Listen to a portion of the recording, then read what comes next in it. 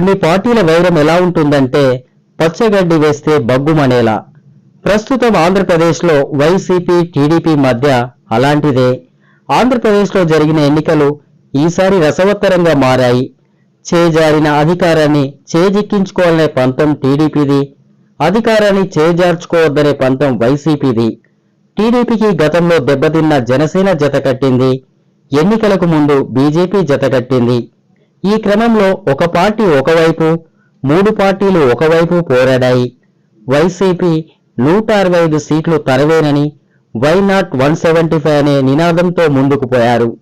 June 4 దగ్గర పడుతున్న కొద్దీ ధీమా పెరుగుతుంది. ఇక ఆంధ్రప్రదేశ్ వారికి సంక్రాంతి ఎంత పెద్ద పండుగో తెలుసు. ఈసారి ఎన్నికల సందర్భంగా ఆంధ్రప్రదేశ్ బాట పట్టారు. అధికారం ఎవరికి కట్టబెట్టబోతున్నారనే సందేహాలు నెలకొన్నాయి. చాలా మంది అభిప్రాయం అయితే మార్పు కోరుకుంటున్నారు. ఇది ఇలా ఉంచితే వైసీపీ జూన్ 9న ఆదివారం జగన్ రెండోసారి సీఎంగా ప్రమాణ స్వీకారం చేయబోతున్నారని చెబుతున్నారు. వైసీపీకి ఏంటి అంత ధీమా అనే సందేహాలు కూడా నెలకొన్నాయి.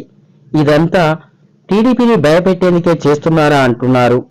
ఏది ఏమైనా జూన్ 4నే బయటపడుతుంది.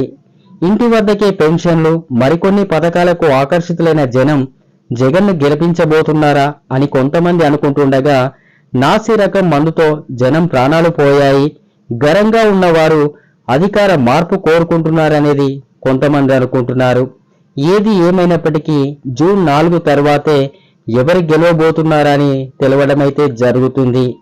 ఆంధ్రప్రదేశ్ జనం ఎవరి వైపు మొగ్గు చూపారు, ఎవరు గెలవబోతున్నారు, మార్పును కోరుకున్న జనం గెలవబోతున్నారా, లేక జగన్ పాలన నచ్చిన జనం గెలవబోతున్నారా?